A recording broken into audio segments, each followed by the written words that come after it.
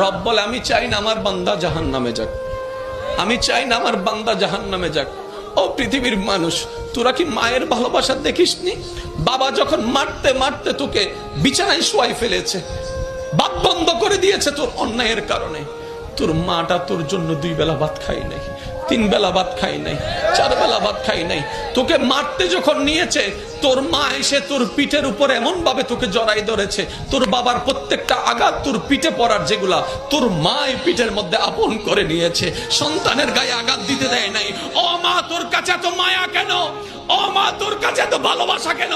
মা উত্তর দেয়, আমি পেটে রেখেছি 10 মাস, আমি পেটে রেখেছি 10 মাস, রাতকে দিন মনে হয় নাই, দিনকে রাত মনে হয় নাই, কষ্টের পর কষ্ট করেছি, আমার বমির উদ্বেগ হয়েছে, বমি হয় নাই, বমির উদ্বেগ হয়েছে, সেই কষ্টটা আমি সন্তান তোর চেহারার দিকে তাকিয়ে সহ্য করে নিয়েছি, খাবারের স্বাদ চলে গিয়েছে তারপরও মেনে নিয়েছি, আমি ডান কাত হতে পারি।